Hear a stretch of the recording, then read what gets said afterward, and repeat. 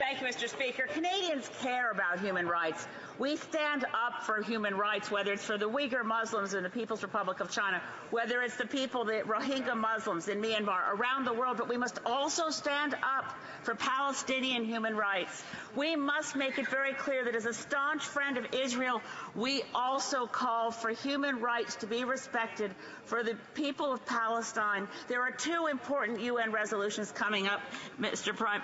I'm ask the Prime Minister, will Canada consider, please, voting for the motion to respect what's happening and to help Palestinian refugees and to take action on Israeli settlements?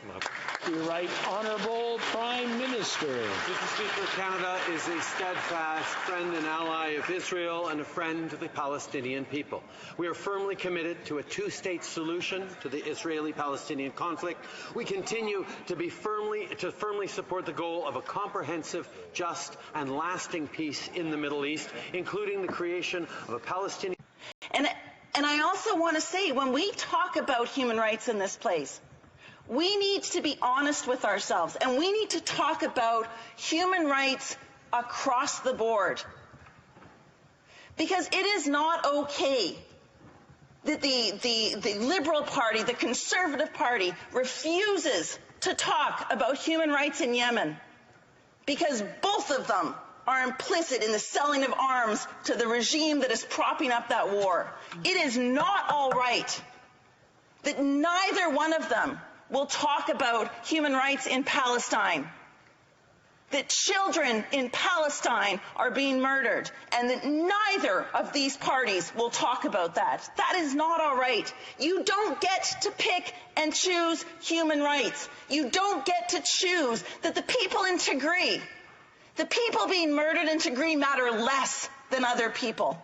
You don't get to choose that the Uyghurs don't matter because we have an economic relationship with China. That is not how human rights works. And every one of us in this place, if we believe in protecting human rights, then a human right is a human right is a human right. It doesn't matter if it is a child in Palestine. It doesn't matter if it is a child in Yemen. It doesn't matter if it is a woman in Xinjiang. It doesn't matter if it is a woman in Ukraine.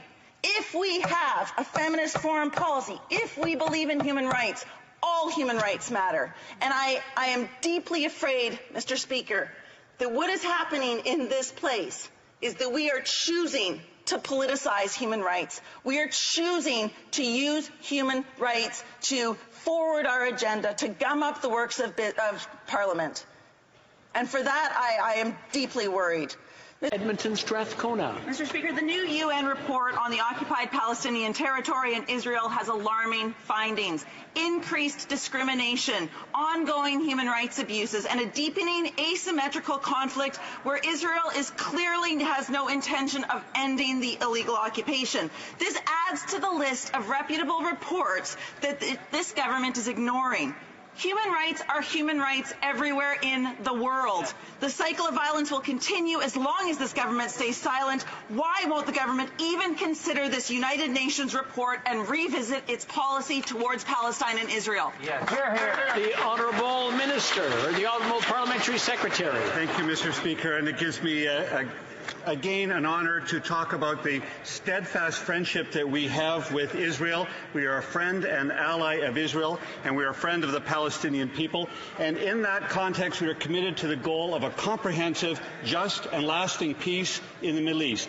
We know that that is not easy. It takes time, it takes energy, it takes commitment, but that always will include the creation of a Palestinian state living side by side in peace with Israel. This is consistent with Canada's long-standing position. We'll continue to work with every member of this House to make that vision a reality. Thank you, Mr. Speaker.